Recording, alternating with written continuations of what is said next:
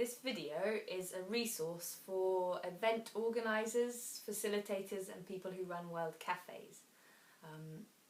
I'm going to talk about how I use something called the 8 shields, a model called the 8 shields, in my work in organising, designing and running events and world cafes. The 8 shields was sort of compiled by John Young, who is a bushcraft teacher, and he does something called culture repair, and he's worked with groups all around the world. He's brought together a lot of native cultures' wisdom to form something called the 8 shields. It's based on the Native American medicine wheel that used the different directions, so the north, south, east, west, like on a compass. And John Young has used the 8 shields as a way of running something called the art of mentoring, which is a camp, an event. They happen around Europe and in America as well. And so the 8 directions, like in a compass, can be used for different things. So the idea is that it's the 8 shields are the different directions form a natural flow. So the sun rises in the east, the day begins in the east, and then moving through the day the sun gets higher in the air into the south where the sun's right up in the sky, so that would be midday. And then moving into the southwest would be kind of coming after lunch or just early afternoon. The west would be that kind of golden time of day when the sun's a bit lower, it's the evening. And then the northwest would be coming into, so it would be the later evening, coming into the night time. North is the night time, like midnight. And then the northeast would be that time in just before dawn, when kind of, 3 in the morning, that kind of mysterious time before dawn. So that's how it works. That's the flow of a day using the natural cycle or the 8 directions. That can be expanded to a year. So the east would be the spring. So that would be when the east would be when the birds were all having babies and the plants are all growing. So that's the spring, when everything begins. The southeast would be coming into summer, so everything's really blossoming and growing. The south would then be the summer, the most productive time, the summer. The southwest would be sort of coming into autumn, so maybe early September, late August. And then the west would be the harvest time in the autumn. All the leaves are falling, everything's golden, all of the fruits from the year are being harvested. Moving towards the winter, so late autumn into north being winter. Northeast being kind of that time just before spring begins. So that's the natural cycle in terms of the year. The same can be said for a life cycle. So children will be born in the east, moving around to the south, which would be adolescence, the hard work, coming into adulthood here, where one's really doing one's work in the world, or when one's a full-grown adult. And then north would be the elders, or the leaders of the community, or the elders, and older people. So that would be the natural cycle in terms of a life cycle. So I've been using this model, or this medicine wheel, for designing events, organising events. I've used it for designing elements of a college course with teenagers. I've used it for designing a 5-day workshop. So with this 5-day workshop, it's called Lighting Fires, or maybe it was 4 days. It was for 18 and 19-year-old school leavers. So I started the week.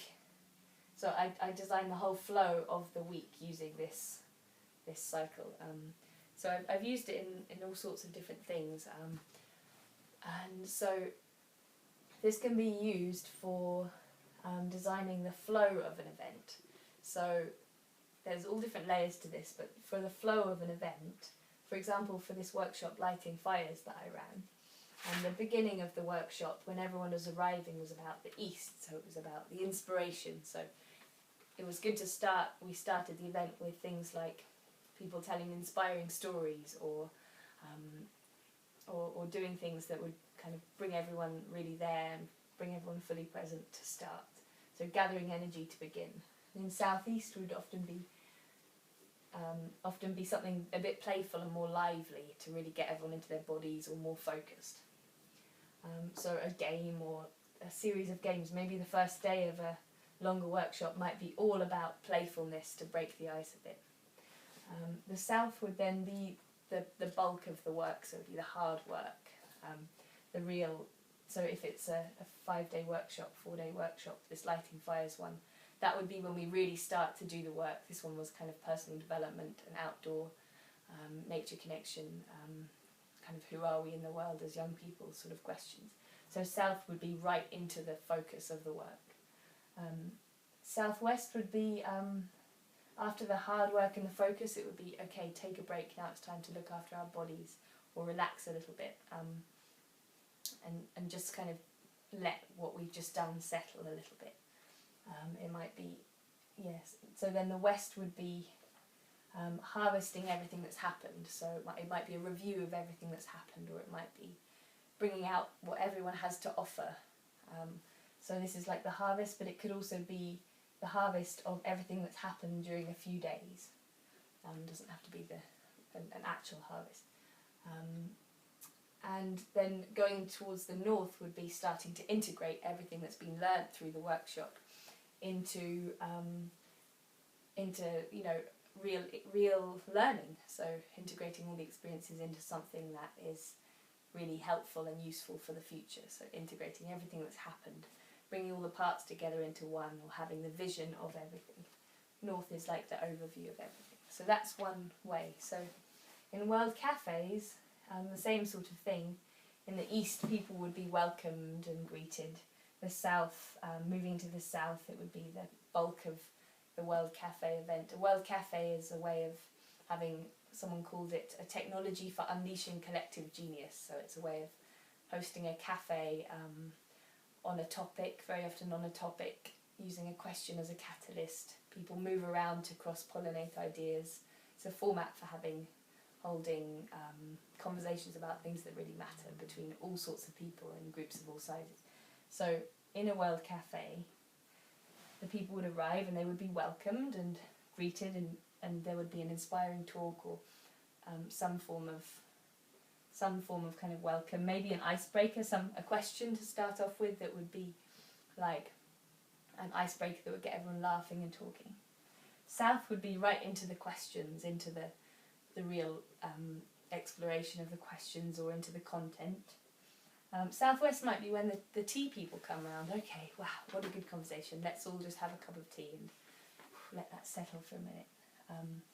Or kind of let that settle into our bodies a bit. And then the west, moving into the west, would be the harvest of the cafe. So when all of the concepts and ideas have been brought together sort of so that everyone can see what's happened around the space at the different tables. So then moving into the north would be, okay, what have we learnt here? What are we going to take away from this? And how do these concepts or ideas that have come out of the cafe fit into our lives? How can we integrate them? That would be in the north. The northeast might be planting a seed for the next cafe. What do we want to do next? It's the plan for the next thing. So that's one layer of using the 8 shields to design world cafes. The other layer is to bring in the leadership element. So something I've been doing with teenagers at a college is to use these directions. This is also used in the Art of Mentoring and by John Young in his camps, but I've been doing it in events, not just world cafes, but all sorts of events, where different people take on leadership, almost like archetypal leadership roles, corresponding to the directions. So in a world cafe, the person in the east would be the welcomer. They might also be the person to bring out that quality of inspiration and newness and excitement in the group of people. So they might welcome everyone as they arrive. The southeast might be the person to get plasticine and the colours ready on the tables, and they might be someone who, when they're sitting at tables, draws and adds kind of playfulness and creativity. They might also care for the children in some way during the event. If there's children present, that might be their role. The south would be the more like coordinator and organiser. They would be the timekeeper. They'd be the timekeeper. They would be the person making sure that all the other roles were busy doing, well, they might be delegating jobs to people, or sort of going around doing the hard work. That would be the south. In the event, they'd be looking at the clock, okay, and helping the facilitator, who's going to be in the west, to do their job. In the southwest, well, that's the relaxing after the hard work. That's the nourishment and refreshment. So the personal people in the southwest direction, in an event or workshop or whatever, but in this case in a World Cafe, might be serving tea and cakes. They might also be taking people's jackets and finding them a seat in the space, so that they're feeling comfortable, their bodies are nourished and they're feeling present. The person in the west is, so the harvest again, is the person to harvest all the gifts of everyone present. So they would, in this context of a World Cafe, they would be the person to facilitate, probably. They would be the facilitator. The northwest, that's coming into this kind of elder position, they might be the person to care for the older people who are present, that sort of thing. There's also often a story element. They might weave in some context and some story and history into the event if it's relevant. The north would be the overseer. So that, in a lot of events, that would often be my role. I would often not be at the forefront, but I would be quietly making sure that all the other jobs were happening, but actually I would be doing that through the south. The north and south work together very closely. So I would be making sure the person who's in the south knew what all the things that had to happen, so that then the south could delegate to everyone else. I would be almost invisible, and that was the intention of being in the north. And then in the northeast, often in the northeast for a World Cafe, they would be the one to make the space beautiful. It's that kind of creativity before the sunrise in the east, so setting up the space ready for the ideas and making it really beautiful with flowers and all sorts of things for the event. So that's another layer of how you can use the 8 shields to delegate and give different people roles and responsibilities for events, workshops, camps, and I've been talking about the World Cafe and running World Cafes. So the last thing I wanted to do was invite Sophie, who is an ex-student of mine, to just talk briefly about her experience as someone who has helped to take a part in running and organising and designing events using the 8 shields with me in the college where I worked. Sophie?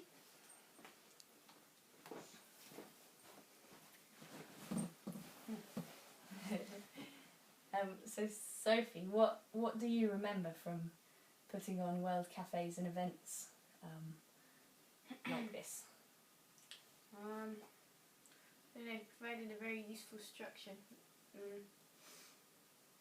was quite interesting how each direction sort of started with birthdays, and then it all fitted really well, and we all ended up doing things for each cafe that suited us, and then correlated with the directions. Yeah, That's right, because each of you took on one of these directions, not just for one event, but for quite a long period of time for various different things, didn't you? Yeah. What direction did you have again? I was northeast. Northeast. Yeah, and I guess the area I flourish in most would be sort of creativity and decorating spaces. And then I'd float around, help a bit more in other spaces if it was needed, but generally. Yeah. So what did you do to decorate spaces for a World Cafe, for World Cafes?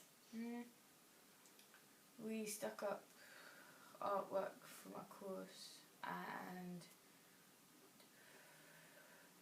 we put tablecloths for the tables, and they decided how the tables would be set out. So just plan the space. Yeah, great. So was it helpful learning this 8 shields, or using this 8 shields in learning how to run events and organise things a bit? Yeah, for sure. Yeah. I can imagine in the future I will probably use it. Yeah, great. Yeah. Thank you. Yeah. So just some resources for running World Cafes. There's a website, www.worldcafe.com, I think, or .org.uk. I don't know. Have a look on Google. There's another one. There's also John Young's book for learning more about the 8 shields, which is called Coyote's Guide. That can be found on the internet too. And as well as that, there's a World Cafe book. I think it's I don't remember the name of the World Cafe book, but again, you'll find that on the internet. That's really helpful for hosting World Cafes. That's all I'm going to say for now, and wishing you all the best for designing and running really wonderful events of all kinds. Thank you.